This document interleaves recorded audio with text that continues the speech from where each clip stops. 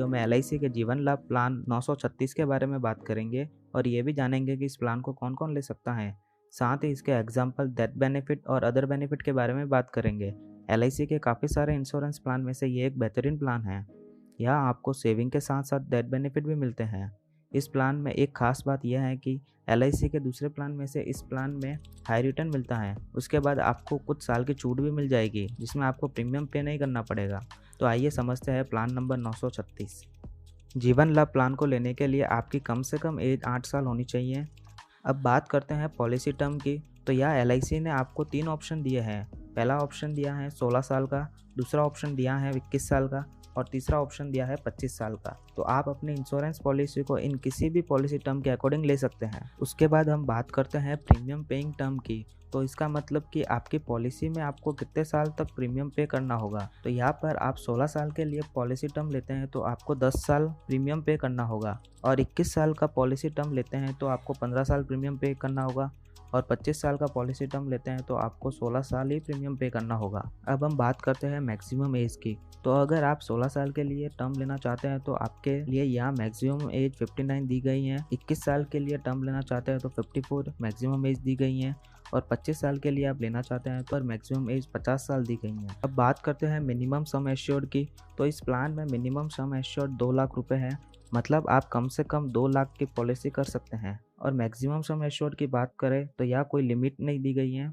ये आपके इनकम पे डिपेंड करता है कि आप कितने की पॉलिसी लेना चाहते हैं। अब एक एग्जांपल लेके समझते हैं कि जीवन लाभ प्लान काम कैसे करता है। सपोज़ आपकी एज 30 साल है और आप 10 लाख की पॉलिसी करवाना चाहते हैं और पॉलिसी टर्म ले लेते हैं 21 साल का।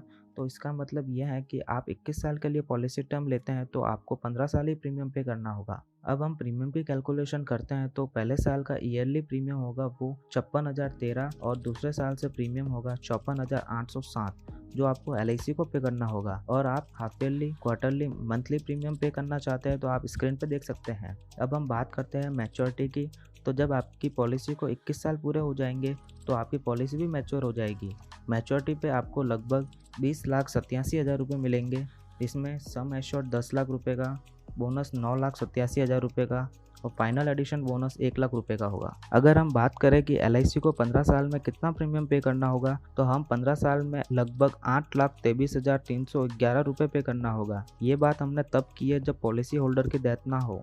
अगर 21 साल में पॉलिसी होल्डर के साथ कोई हादसा हो जाता है और उसमें उसकी डेथ हो जाती है तो उस केस में उसके नॉमिनी या उसके फैमिली को क्या क्या बेनिफिट मिलेगा।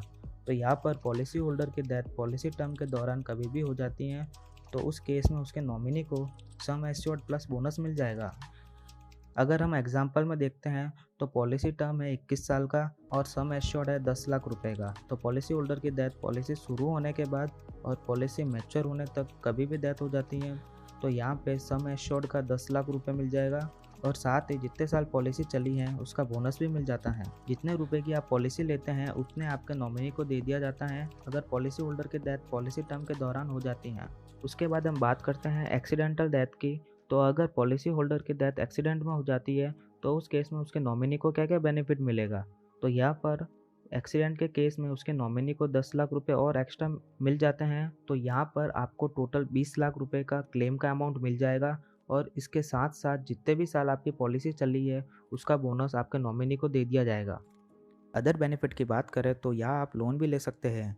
पॉलिसी शुरू होने के 2 साल बाद आप लोन ले सकते हैं और जो भी इंटरेस्ट होगा वो आपको एलआईसी को पे करना होगा। अगर आप पॉलिसी को सरेंडर करवाना चाहते हैं तो पॉलिसी शुरू होने के 2 साल बाद आप पॉलिसी भी सरेंडर करवा सकते हैं। जो भी सरेंडर वैल्यू होगी वो आपको दे दी जाएगी। यहाँ आप प्रीमियम का mode yearly, half yearly, quarterly, monthly अपने अकॉर्डिंग आप ले सकते हैं। उसके बाद हम टर्म राइडर की बात करें तो आप एक्स्ट्रा प्रीमियम देके बेनिफिट ले सकते हैं। तो यहाँ पर आप accidental death and disability benefit rider ले सकते हैं।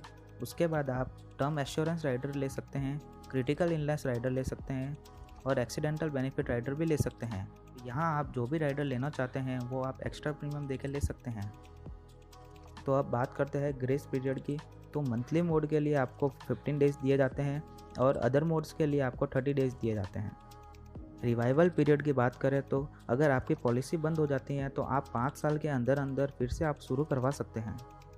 अगर आप इनकम टैक्स रिटर्न भरते हैं तो आप प्रीमियम पे डिडक्शन भी ले सकते हैं। मैच्योरिटी अमाउंट और डेथ अमाउंट होगा वो